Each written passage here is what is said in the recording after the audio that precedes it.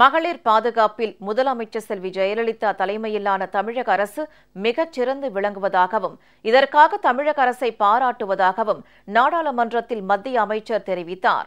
மேலும் தமிழகத்தை பின்பற்றி நாடு முழுவதும் மகளிர் காவல் நிலையங்களை ஏற்படுத்த மத்திய அரசு நடவடிக்கை மேற்கொள்ளும் என்றும் அவர் குறிப்பிட்டார். முதலமைச்சர் செல்வி ஜெயலலிதா நாட்டிலேயே முதன்முறையாக வேறு எந்த மாநிலத்திலும் இல்லாத வகையில் அனைத்து மகளிர் காவல் நிலையங்களை தமிழகத்தில் ஏற்படுத்தி மகளிர் பாதுகாப்பை உறுதி செய்திருப்பதாக நாடாளுமன்ற மக்களவையில் அஇஅதிமுக உறுப்பினர் திரு PR சுந்தரம் தெரிவித்தார். தமிழகத்தை பின்பற்றி பெண்களுக்கு எதிரான குற்றங்களை தடுக்க ஏதுவாக நாடு முழுவதும் மகளிர் காவல் நிலையங்களை ஏற்படுத்த வேண்டும் என அவர் வலியுறுத்தினார். The crimes against women and children is a matter of concern in the country. So there is an urgent need for severe action to prevent the increase in crimes and violation against women and children.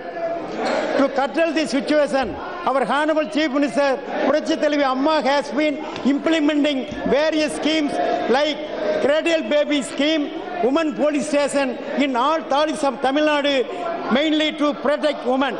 The Honorable Minister answer shows Tamil Nadu is the best performing state in the country preventing crimes against women.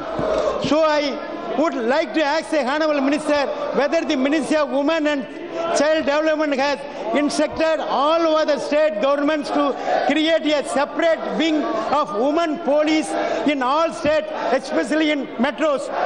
இதற்கு பதிலளித்த மத்திய மகளிர் மற்றும் குழந்தைகள் மேம்பாட்டுத்துறை அமைச்சர் திருமதி மேனகா காந்தி, தமிழகத்தில் முதலமைச்சர் செல்வி ஜெயலலிதா தலைமையிலான ஆட்சியில் மகளிர் பாதுகாப்பு மிகச் சிறப்பாக உள்ளதாகவும் இதற்காக தமிழக அரசை பாராட்டுவதாகவும் தெரிவித்தார்.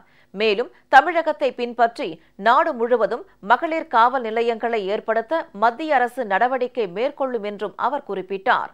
முதலமைச்சர் செல்வி ஜெயலலிதா பிரதமருக்கு ஏற்கனவே விடுத்துள்ள கோரிக்கையின் அடிப்படையில் தமிழ்நாட்டிலிருந்து புனித ஹஜ் பயணம் மேற்கொள்ளும் யாத்ரீகர்களின் எண்ணிக்கையை அதிகப்படுத்த மத்திய அரசு நடவடிக்கை எடுக்க வேண்டும் என அஇஅதிமுக உறுப்பினர் திரு செஞ்சி சேவல் வே ஏழுமலை கேட்டுக் கொண்டார். Tamil Nadu State Hajj Committee has received 15,032 applications from pilgrims in Tamil Nadu. The Hajj Committee of India has allotted a quota of only 2,585 seats to Tamil Nadu this year. The Honorable Chief Minister of Tamil Nadu, Puratchi Thalaivi Amma, has already written to the Prime Minister on this issue. I appeal the government to release additional Hajj quota for Tamil Nadu. முன்னதாக மக்களவை கூடியதும் அந்நிய செலாவணி மோசடியில் ஈடுபட்ட IPL முன்னாள் தலைவர் லலித் மோடிக்கு உதவிய மத்திய அமைச்சர் பதவி விலக கோரும் விவகாரம், வியாபம், முறைகேடு உள்ளிட்ட பிரச்சினைகளை வலியுறுத்தி எதிர்க்கட்சி உறுப்பினர்கள் தொடர் அமளியில் ஈடுபட்டதால் இருமுறை அவை ஒத்திவைக்கப்பட்டு பின்னர் நாள் முழுவதும் ஒத்திவைக்கப்பட்டது. மாநிலங்களவையிலும் இதே பிரச்சினைகளை எழுப்பி எதிர்க்கட்சியினர் தொடர்ந்து அமளியில் ஈடுபட்டனர். இதனையடுத்து மாநிலங்களவை திங்கட்கிழமை வரை ஒத்திவைக்கப்பட்டது.